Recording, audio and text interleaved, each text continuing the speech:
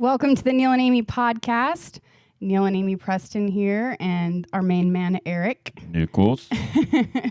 If I had a nickel for every time. Oh, man. I've never heard that before. We are on episode 6, and this one's called A Line Had to Be Drawn. And before we get started, we're going to talk a little bit about why we named the season Wayfinder, and that's because we are launching and releasing the book Wayfinder here coming up soon.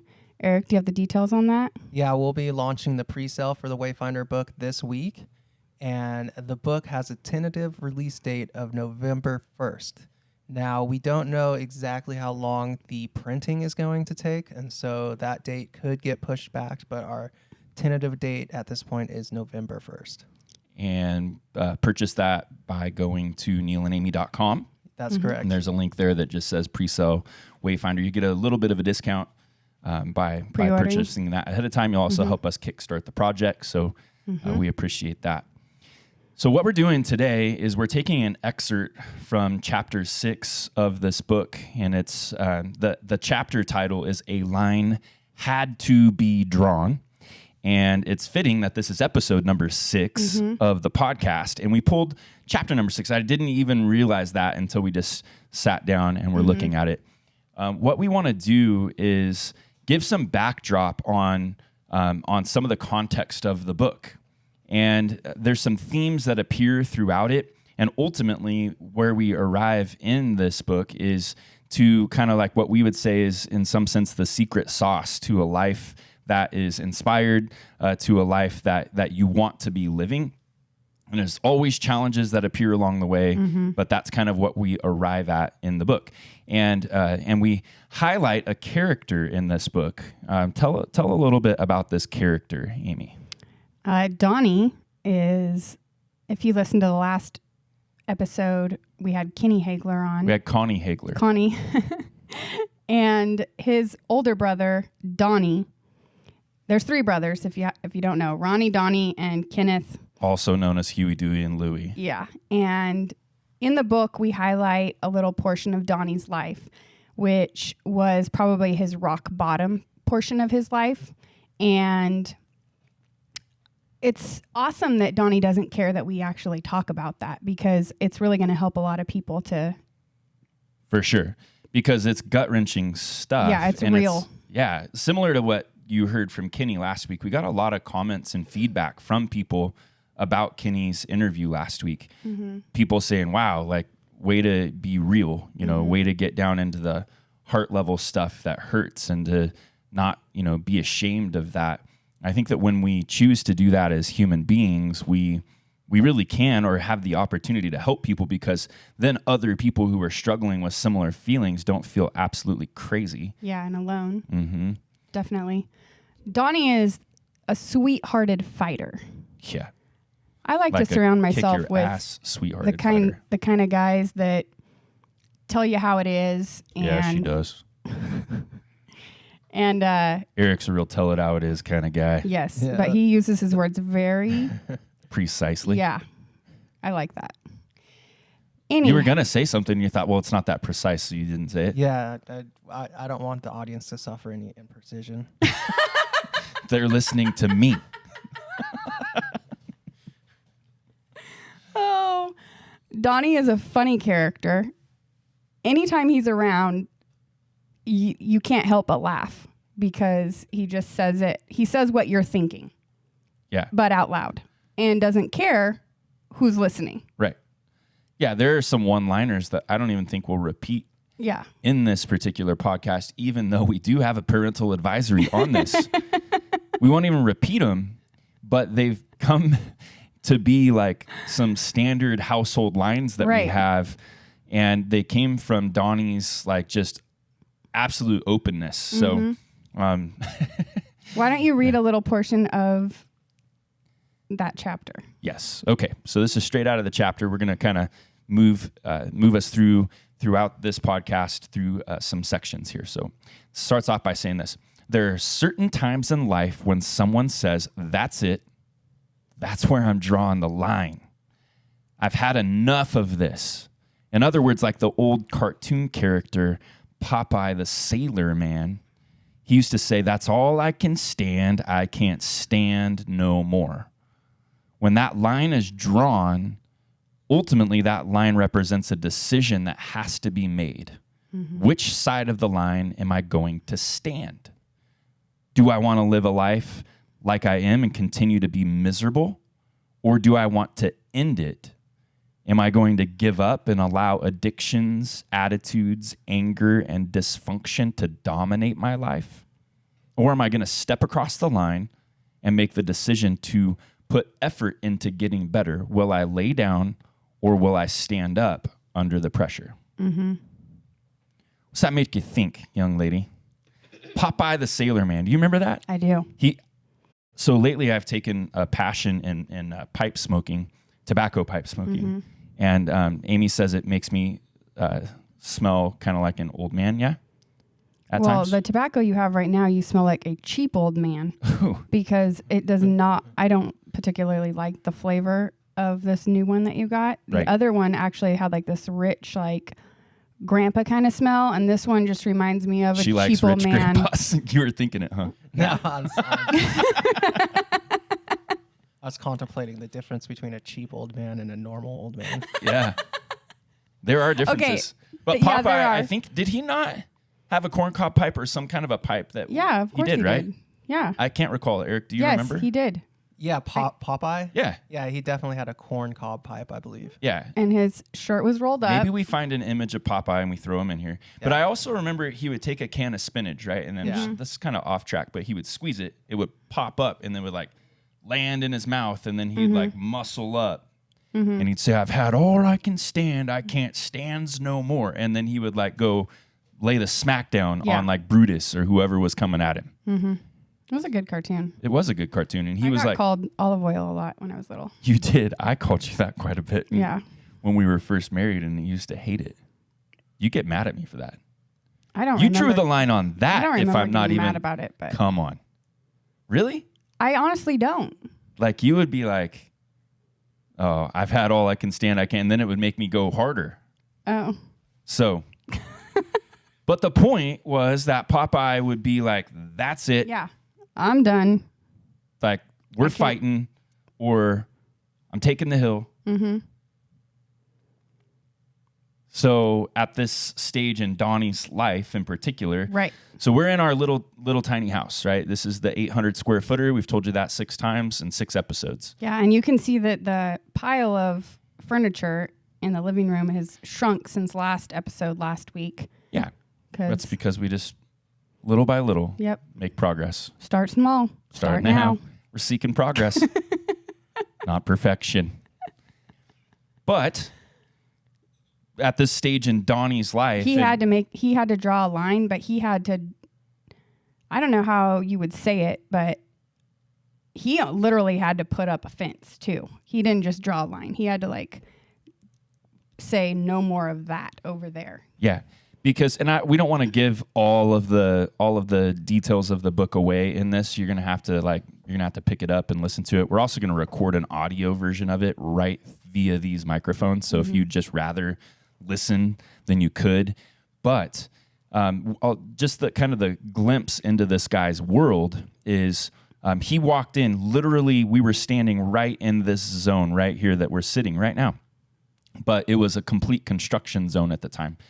And when he walked in, there was like desperation on this guy's face. Like he was seriously a wreck at this moment. But he also like he kind of carried himself pretty confidently, pretty proudly, if you would. And we'd been on a journey probably the previous 6 months. He'd been over here working. We'd kind of been developing some relationship or whatever. But he was kind of just up and down. He was very, very into fighting, very into not just like drinking, but getting absolutely wasted. And once you get absolutely wasted, then it kind of opens that gamut up for a lot of different issues to come in. And he was young. He's 22, 23 years old. He had all of this world compounding. He had a child at the time, a little guy. There was just a lot happening in his life. And then all of a sudden, bam, like this his world kind of came toppling down. And ultimately what he attempted to do earlier that day was take his own life. And, you know, everything that we're talking about last week, Kenny shared something similar.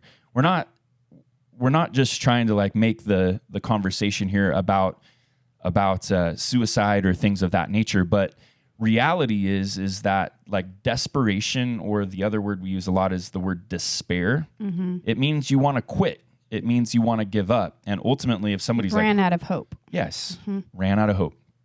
Hope meaning that you expect good in your future. Right. And when you don't expect good in your future, it's like life is bleak, dark, black. You add onto that relational problems, drug problems, anger problems, all of those things, and then you end up in this super deep, dark hole. And once you're there, anything goes. Like you could, we call that sometimes the F-its, right? Like you just get to the point where you're just F-it. Actually, even just a few nights back, we get a call to go out and help somebody in the middle of the night, 2:30 at night, sit down with this, 60-year-old man, and he said that he had a case of the F-its. That's actually what he called it. He got to the point where he's just like, you know what, F this. He fell off the wagon. I'm just going to drink. I'm just going to party. I'm just going to do whatever I can to numb the pain. But eventually that numbing the pain ends up kind of bringing you to the end of your rope. Right. And that's really where Donnie was in this stage of the game. So when he walked in that day and he said that he attempted to hurt himself, to kill himself that morning, I honestly was at the point where I'm like, enough of this. Yeah. It's so frustrating to watch somebody that you see potential in not see the potential themselves. Yeah.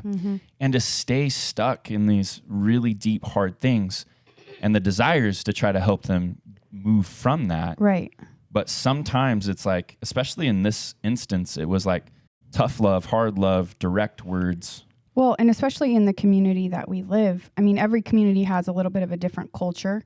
And, in the cities, everyone can kind of pretend a little bit more because you live in a house that looks pretty much like your neighbor's house and you drive the same, everything's just a little bit more mainstream. And so you can kind of hide that. But when you live in a rural community, you either live in a really nice house or, it's just a little bit more segregated where you can see people can judge people based on where they live, what car they drive, where they work. There's a lot of added pressure that goes into the human conscience or with him. What? I'm trying to draw the conclusion of how that connected with Donnie.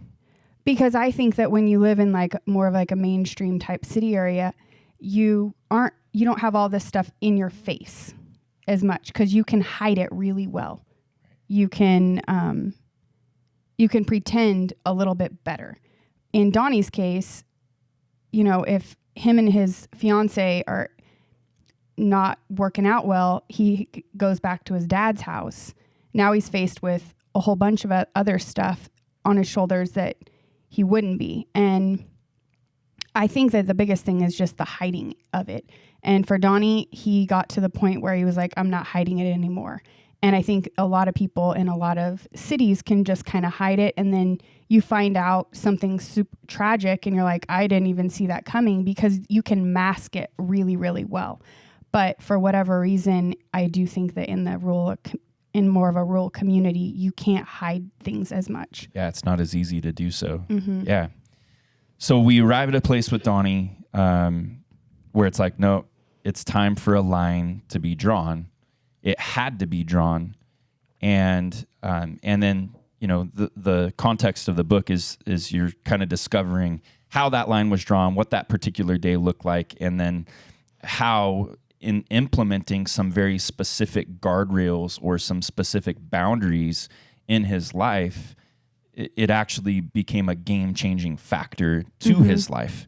It helped get him back on track. It helped him overcome certain things that had kind of brought him to the place of despair that he was in. But it was a journey. It was a long journey.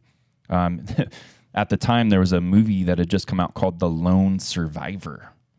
And I forget the military context to that story, other than there was one man who was like stuck on the opposite side of the line, and he had to get himself back to this base, and he had all the odds like against him, and he had to like have it so deep down inside of him that he wanted to survive, that he just like fought his way tooth and nail, to get back to safety, if you would. So lines, remember that movie Beyond Enemy Lines? Mm-hmm. They got stuck on the other side of the line. Their jet went down on enemy territory. Yeah. And I think that a lot of times in our lives, like we land in enemy territory, like we're stuck in a territory that is not where we need to be. And in that sense, like thank God for lines. Yeah. Because when we live a life without lines, then it's hard to know like where safety is. Well, just look at kids who parents don't give them lines. Yep. And how detrimental that could be to their safety and their health. I know. They don't like the lines a lot of the time either. Like kids not oftentimes don't like the lines. Did your mom ever draw lines for you? At points. We're not trying to throw Miss Nichols under the bus here, but she was a principal. She was. But she was a teacher when I was in grade school. Yeah. And you trained her to become a principal. I don't think so. Oh, could you imagine just letting the kids just run free and do whatever they want? Not our kids. Like, well, yeah. Like I had cousins that they ran pretty free and they did quite a bit. Yeah. I have an Uncle Todd that seemed to have a pretty free childhood. Yeah, that's true. But, sometimes the freedom hurts. Sometimes the freedom has a price that you pay. Yeah, there's a consequence that comes with it. So having lines, actually is a real benefit to life, like knowing what your boundaries are. Let's think about the different lines that we have, like on a normal day, the lines that any random person needs in order to stay kind of like on track. Like you have to stay hydrated, so your health. Yeah. The first line that comes to mind is the one that divides the oncoming traffic. Right. Like that's a critical line. Like I've been told stories of people who go to like countries like the Philippines and things, and the lines aren't in the road. Yeah. And everyone's just kind of everywhere. Like 27 people on one little buggy passing you, and a family of 7 on a single bicycle, or motorcycle cruising by. Like there's certain lines or boundaries that are healthy. Yeah. Without them, it'd be crazy. Boom, crash. Remember that time you wanted to draw a line and yours was on your health track? You were like, I'm not going to eat any more donuts for breakfast. Yeah. And at that time we were... Well, backstory. Yeah. I'm a grocery kid. 4th generation? Actually, so you had great-grandpa, great-great-grandpa, great-grandpa, grandpa, dad. You. Yeah, 5th. Okay. 5th. So 5th generation family-owned grocery markets. Yep. And my dad, he loves sweets. Yeah. And he was always like opening a new box of donuts in the morning and be like, hey, everyone, you should try these. You should try these.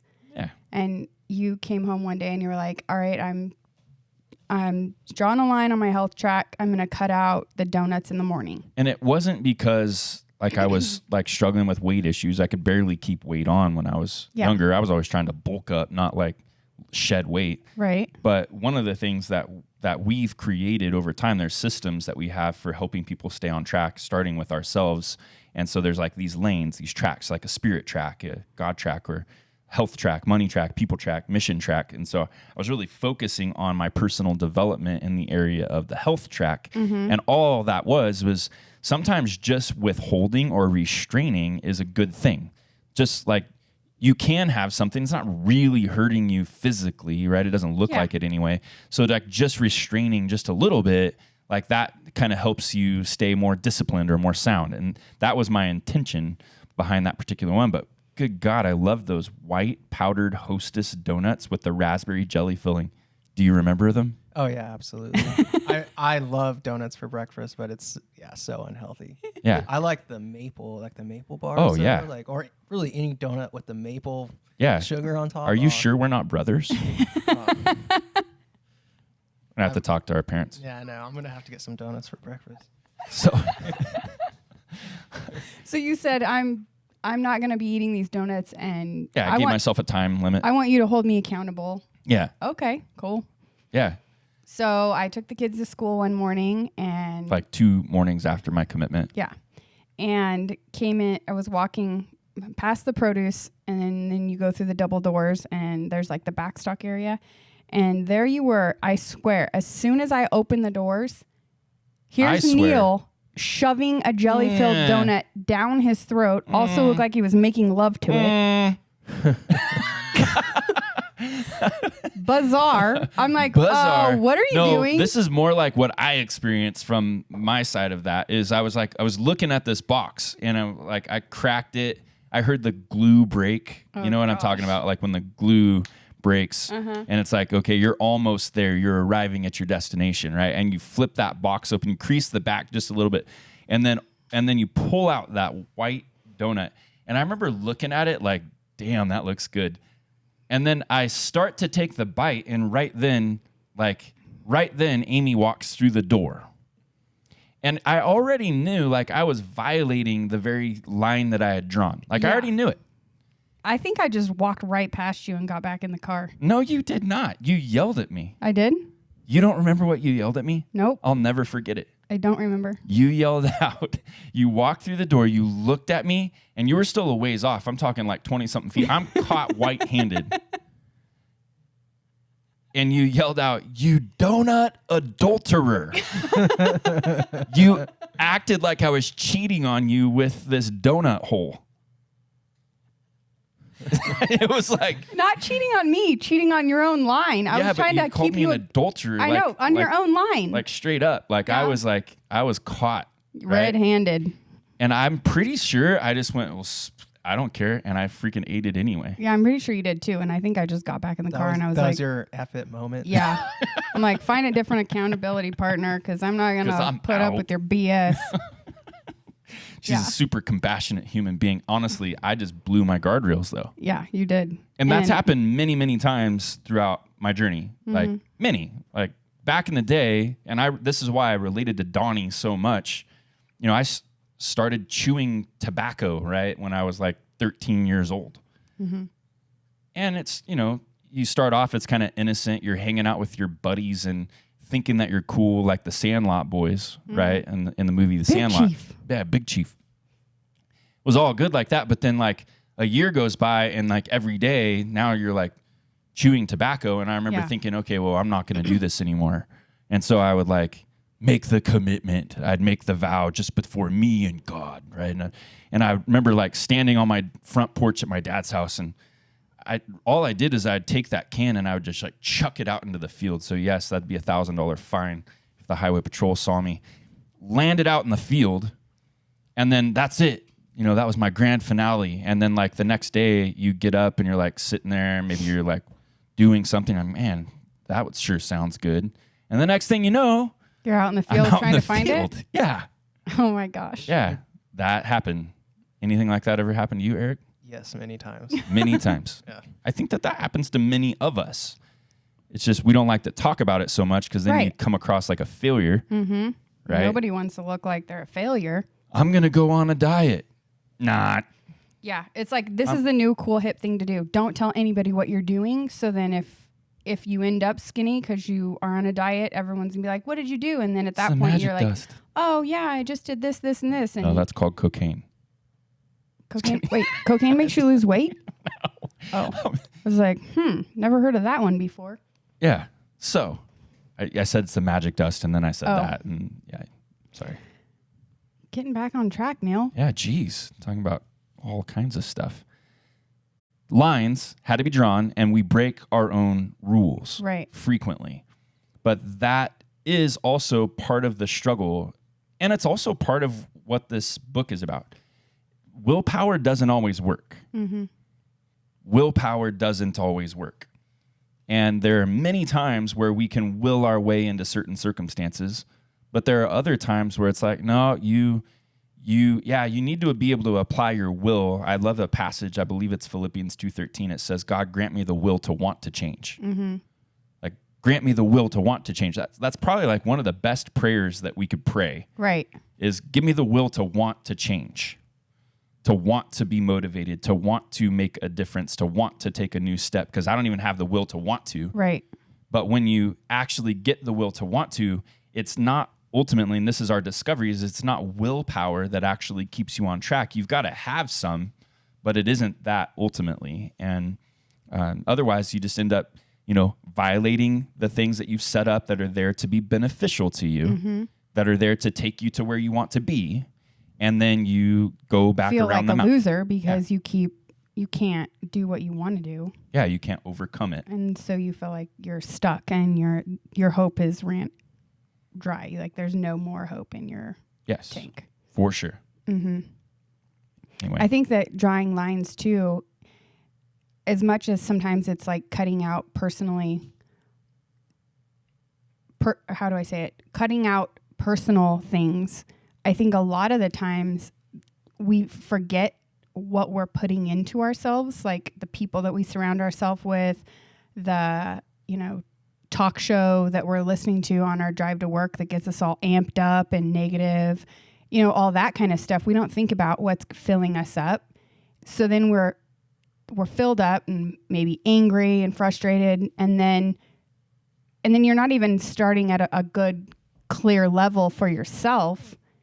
So sometimes it's like drawing the line in the sand of like, what am I going to allow in? Yeah.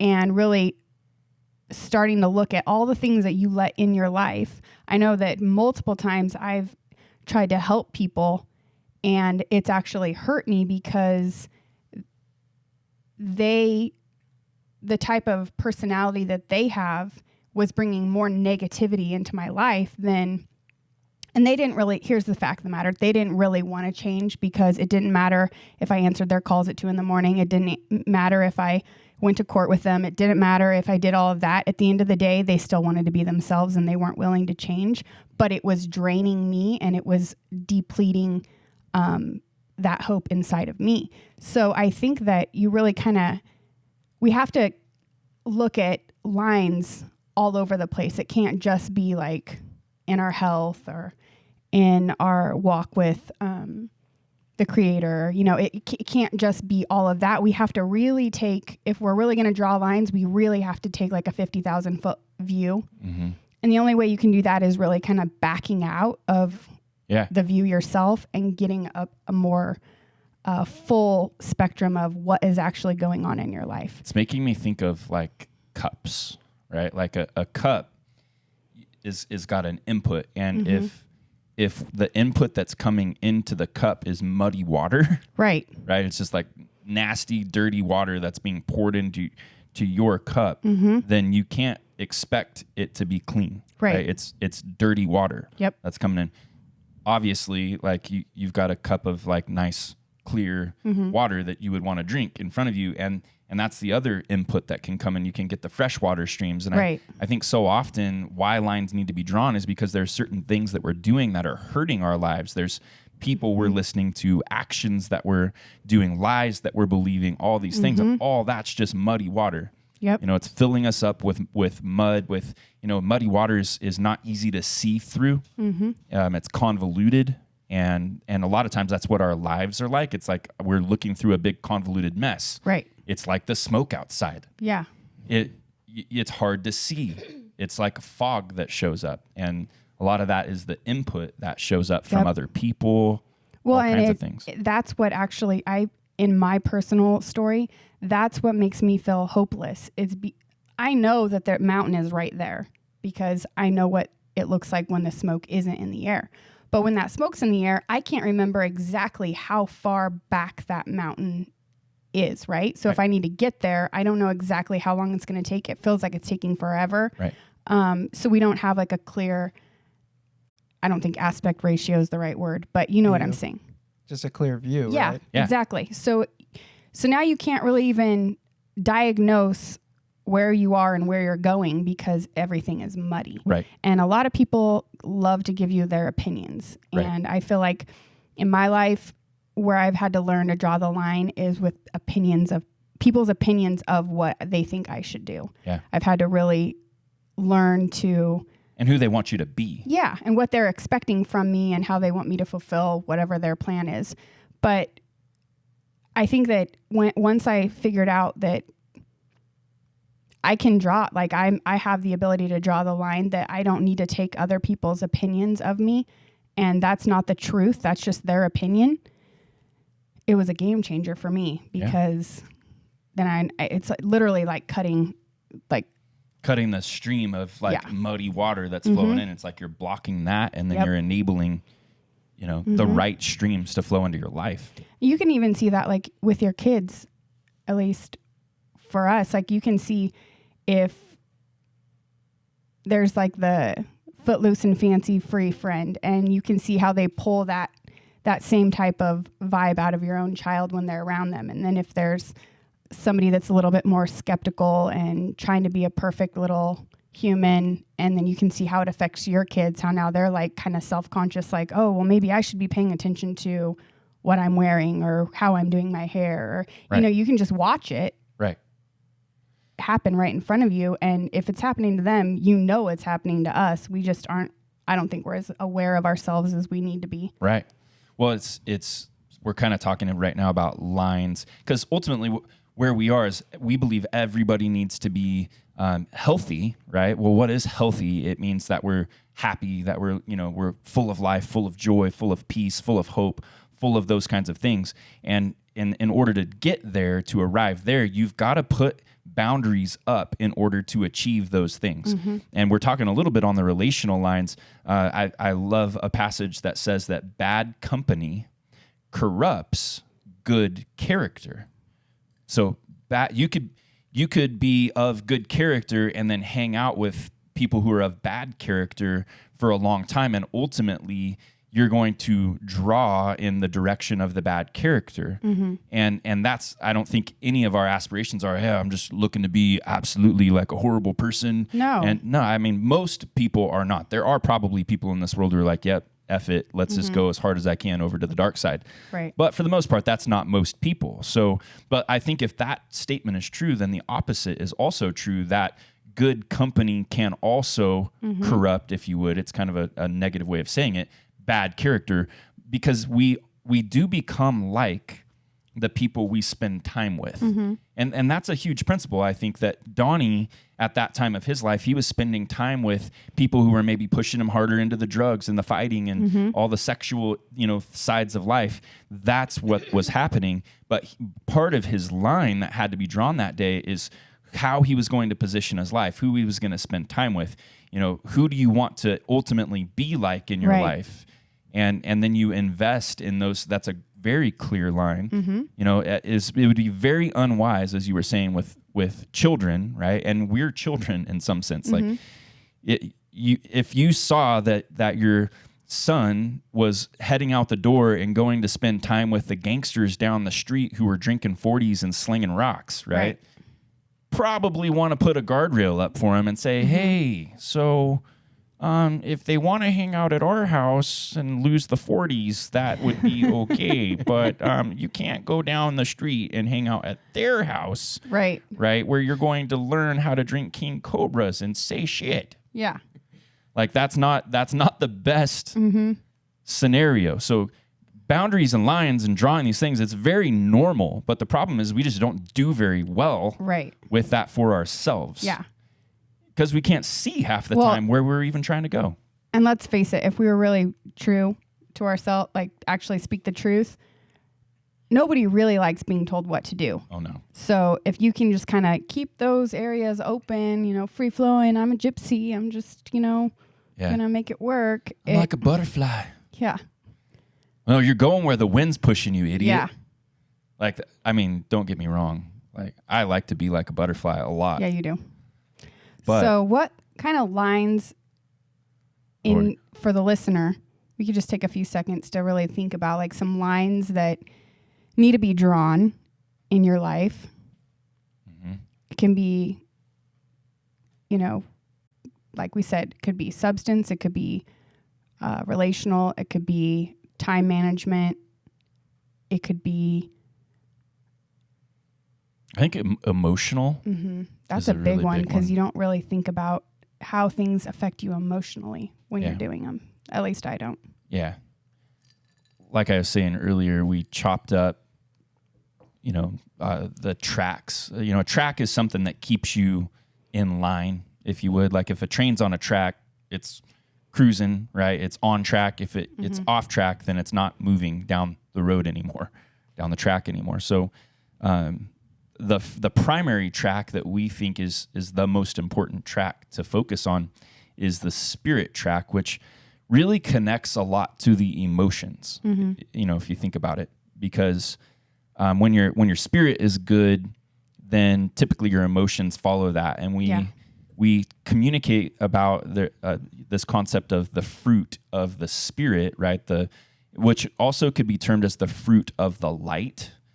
And if you just divide, the world into two segments, just between light and darkness, like it's a pretty phenomenal thought. Like you've got the darkness of night and you've got the light of day.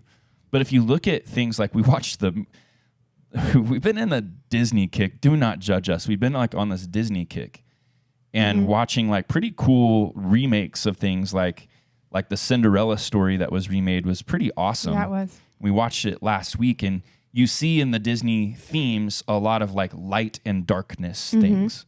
The Princess and the Frog, right? Light and darkness. And if you really look thematically at life, it's light and darkness. And even the non-spiritual world is spiritual, and the non-believing world in the spirit still acknowledges light and darkness, good and evil. Yeah. And so when you look at the idea of the spirit like is essence, if you would. It's and largely connected to emotions. And so if you go to the fruit of the spirit, those fruits, right, are love.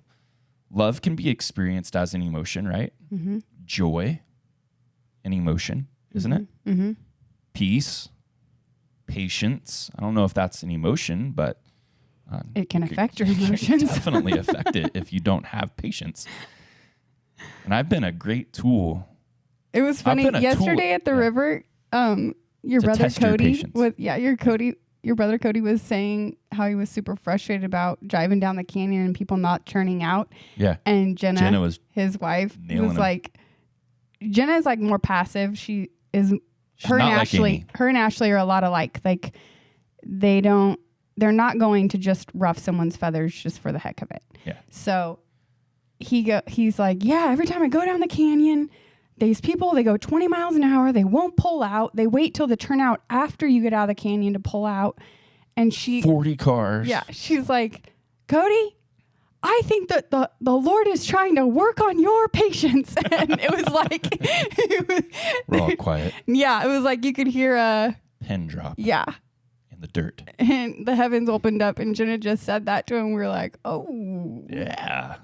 But because what happens when his patience was getting tested, is he was getting angry. Right. And I can relate to that because that is a pet peeve of mine too. Absolutely. It bugs me.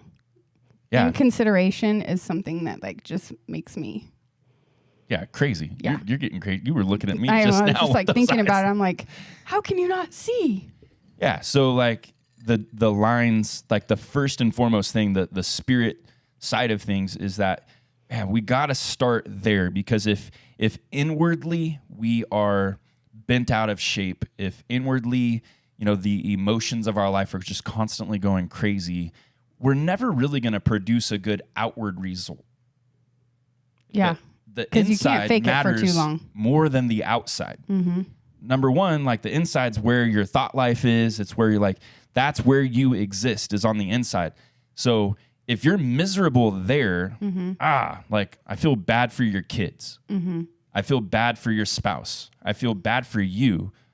Honestly, though, what we're trying to say is that we all end up mixed up and struggling if we don't deal with and draw lines and get intentional about our personal development, about getting better. they say you can either get better or you can get bitter. Mm-hmm. And the difference, if I spell correctly, is just one letter. Right. Between bitter and better. I want to jump back to reading a little bit from the text. This is another paragraph from the book. Sometimes we have enough sense about us to draw good, clear lines for ourselves, yet other times we need someone to do it for us. It reminds me of being a kid pushing the limits of every boundary, walking just right up to the line my parents would draw for me, and even touching it with my toes. Many of us have natural tendencies to toe the line, blur the line, cross the line when someone isn't looking. We cross the lines all the time. We say one thing in the passion of the moment, and then when the passion wears off, we break the rules and we cross the line. I remember putting my toes on the line with my papa. They, at their house on the river, they had, the house sat up high, and then you had to walk down staircase to get to the river.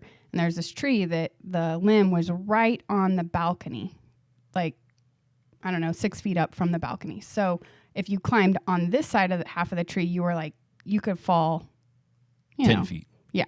Onto 8 feet. concrete. Yeah. The concrete steps. No big deal. 8 feet concrete, no big deal. If not, you were, just going to fall on the other side. But on the other side, like way far, right? Or am I missing? You kind of said it backwards. The part that was over the river, it was much higher. Correct. That would have hurt you. Yeah. And so my papa, he would sit on his chair, smoke a cigarette, and I'd be climbing the tree. Sometimes I'd get him to get up in the tree with me. But he had these little markers, and it's like, don't go past these spots. And trying to contain us from falling off the other side. And so I'd be like, oh yeah, this one right here. And his markers were these little American flags. Okay. And so I would. Ashley never did this.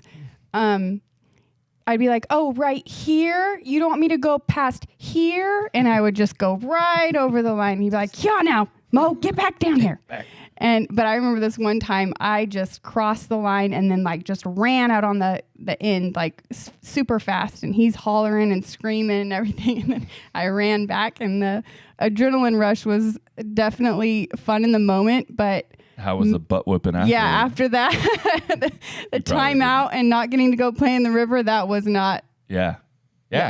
And that is a thing. Like, some people's temperaments are push the limits. Yep. Push it to the very edge. It's funny. Like, I was thinking about how, like, what is the line for some people? Like, drinking, what is the line for some people? Is it 8 beers, 12 beers, 22 beers, 2 beers? What's the line? But if you don't have a line, then there's just no limits, and you can land in, again, some pretty crazy territories. So guardrails are critical. We talk oftentimes about, like, you got to know where you are in life. You got to know where you are in the spirit, health, money, people, mission, the whole picture. You got to know where you are. You got to know where you're being called to go, like what destination. You got to be able to see to go there. Then you also have to really think about, like, what obstacles or opposition or what roadblocks are in the way that are going to stop me from actually doing this thing or becoming who I want to be. And then you got to set up the guardrails. Yeah, you've got to, like, determine, this is how I'm actually going to get there. This is what I'm going to do. So that's when we say a line had to be drawn. That's what we're talking about, is putting up healthy guardrails in your life that are tall enough to where when you bounce into them, you'll know, oops, I'm crossing the line. And then you have people, hopefully, around you. And if not, that's something that you need, is people around you who will help you stay on track, who will be the good friend to you, who won't just let you, just totally ruin your life, your marriage, your job, whatever it is. Like, you've got to say the hard things. They will. Or remind you of what you had asked them to hold you accountable to. Right. So again, these are excerpts from the Wayfinder book in chapter 6, and from a time where Donnie came over to our home and said, hey, this is what's happening. And then we had to help draw a line for Donnie, and hopefully then in that drawing of the line help put him back onto a healthy path. Right. Moving in the right direction. So should I read this last little section? Sure. Cool. I used to beat myself up pretty bad for crossing the line. Often I'd set up boundaries for myself, and then in a moment of weakness, I would just move the line. Mm-hmm. If I said, this is no longer a struggle for me, I'd be lying. Knowing that I'd never been to the other line of life or death like Donnie was a scary realization to me as I was talking with him. I knew that even in my own moments of weakness, I had tendencies to cross the line. So for him, the line needed to be very clear, and it was my job to help him discover the line and then draw it. Mm-hmm. I think it's interesting in life. We are always battling, drawing the lines and putting those guardrails up, but it's kind of like is it like a tandem thing? It's like you're doing that for yourself, but then you should also be helping someone else. I think the lie of once I have my life figured out, then I will help someone else keeps us from not helping others. Really good point. But if you are actually helping someone do it, you're going to be better at doing yourself. Yes. Because now you have not only the like mind space taking up of like how to be a good friend and help somebody put a good line in their life. It's also reinforcing that subconsciously to yourself. And so if you are stuck and you don't know what lines to draw, maybe you need to look around you at the really like the relationships that are around you, and maybe you need to help somebody else set up some guardrails. Mm-hmm. and then also let them help you as well. Because it's really tough. Like, so at that time of my life, obviously I was the one writing this. So I was saying, wow, I've never been to the point of like wanting to actually harm myself or kill myself. I've not struggled with that part, but he was in a moment of struggling with that. And I knew that I had the tendencies to go back on my commitments as I was. And so, but mine was more like, hey, should I take another dip of that tobacco or whatever it was that I was struggling with? Mm-hmm. At that time it wasn't that. But so for my thinking, then it was like, like I've got to make this abundantly clear to him that he's got to be fully committed to what it is that he's doing, and he's got to be willing for me to be real with him, mm-hmm. and he's got to be honest, because with all of those components, then he has his best chance of not moving the line. And I actually said to him that day, Donnie, there's nothing I can do for you that you're not actually wanting for yourself. Mm-hmm. I can want it so bad for you, but you can leave here, and I pardon how blunt this was, but you could leave here and you could go blow your head off right now. And there's nothing that I could do about that. So you've got to know, and you've got to really take inventory, and you've got to think about your child. You've got to think about those people that you mm-hmm. love around you, and you've got to determine, what are you actually willing to fight for? Right. It may be miserable in your world right now. Are you committed to not being miserable mm-hmm. anymore? Are you committed to change? And I think at that time, the reason why I could say those things with such determination is because I had made my own commitments mm-hmm. to get better myself. Yeah. And if I don't think any one of us ever wants to sign up to be a full-blown hypocrite. Mm-hmm. Meaning, like, I don't think any of us wants to be like, I'm going to tell you to go fix your life, but I'm just going to mess mine up real bad over here. Like, mm-hmm.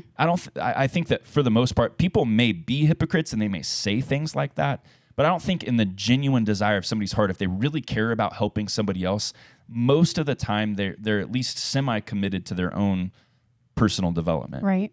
And I think that that's very important, that part of my growth and development is actually happened because I experienced a life change, and then now I'm moving forward and I'm wanting to help others experience that life change. And if I'm not on that same road, right, how in the world would I have any right to help mm-hmm. anybody do anything? And so in some sense, what you're saying was true. Yeah. And it kind of sounds counter intuitive. like it's against each other. Like contradictory. Yes, it kind of sounds like that, because in one way it's like, how can I help somebody do something that I'm not able to do myself? But that's where grace comes in. Yeah. And it's the will to want to change that comes in, because we are going to fail more than we're going to like get it right. That's just the way it is. But it's the way we look at that. So yes, you can't be a hypocrite. You can't be not trying to meet the goals that you're setting for yourself and holding your neighbor accountable to them. That's not what I was saying. Right. What I was saying is sometimes you got to get out of yourself in order to release that agent of change, because now you're committed to wanting to help somebody else.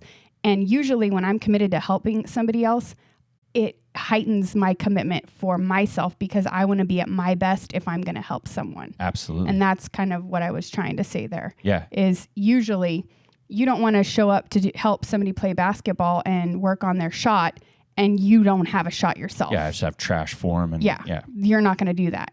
Totally. It's going to help you practice more to be able to be the best person that you can be for the person you're training.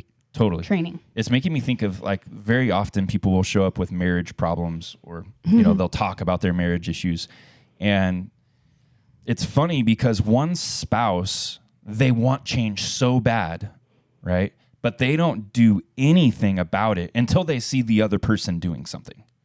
Then once they see the other person putting an effort, then they're going to put an effort. And honestly, that's like the exact wrong way to think. Like, if you want change in any aspect of your life, you have to be willing to take the hill. You have to be willing to cross that line, even when nobody else is around you, even when the very person that you're wanting change with is unwilling to change. Right. That's huge, because eventually hopefully you'll be then leading by example, and then people will come along. But don't sit back, being unwilling to commit yourself to change while waiting for somebody else to change, because that's called hypocrisy. Yeah. So that same deal. It's like everywhere you look in your life, if you're being real, lines do exist, but they may just be blurry. They may be not the right lines. The boundary may be too far off, or not far enough. And you've got to learn, and that's what this principle is about. That's what this book is about. There's some key components that we believe that, you need to put these in place in order for you to live the life that you were called to live, designed to live, created to live, and so you can thrive truly in your life. And it's always going to be a battle, but it's a battle to stay on track. It's a battle to find the way. It's a battle to stay the course. And by defining those lines, having regular, repeatable checkpoints and people around you to help you stay that course, by having intentional things that you do each day, implementing those things, you can actually find what it is that you're looking for.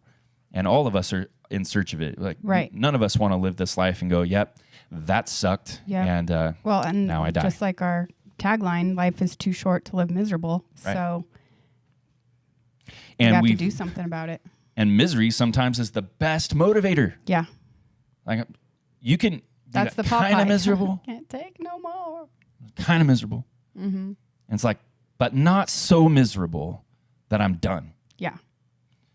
But then when you get that miserable, it's like, oh, thank God for misery, because that misery has caused me to go, you know what? I'm not doing this anymore. I'm moving. I'm doing something different. So we encourage you to live your best life and start by really looking at what lines maybe you need to draw in your life, or the margins that you need to create, and what guardrails need to go up, and what toxic people you need to spend less time entertaining with. Yep. And if you're interested in more of this book, purchase that. That is that. If you purchase this presale, this is a little gutsy for me to say, and I did not talk to my comrades here.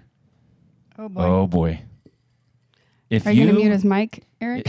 What's up? Are you going to mute his mic? If you pre-purchase this book, we're going to give you a discount on the pre-purchase of some sort, but we'll also include the audiobook free.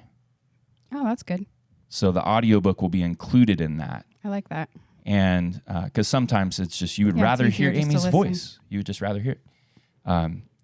But so that would be some incentive. And we definitely want you to check it out. This is designed, and this is one of the things I said to Amy after I finished the rough draft of the text is, and this is kind of a bold thing to say, if I were to die today, I would feel like, thank God I got those thoughts out and that I could pass those on to my kids. Mm-hmm. Because that's what I wanted them to learn. I wanted them to hear that.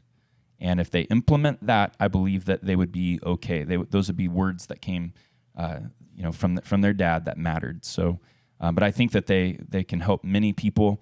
And if you pick it up and you're like, yeah, that really didn't help me very much, then pass it on to somebody else who it could help. And additionally, we have a lot of the reason why we're launching a podcast as we are, and we're putting out the content that we are putting out, is because our mission is to help people find their mission or find their calling, make life count, because life's meant to be enjoyed. Right. Life's way too short to live miserable. So a lot more resources to come following this book. We have a planner as well. It's called the Traction Planner. That's going to go back for sale this week. We have a revised version of that coming out at the first of the year. So those tools are resources to help you stay on track. And everything we're trying to design our lives around is to help you do that while we try to stay on track as well. That's right. We love you guys. Thanks for taking time to listen. If you can share this podcast with your friends and get the word out, we would highly appreciate that.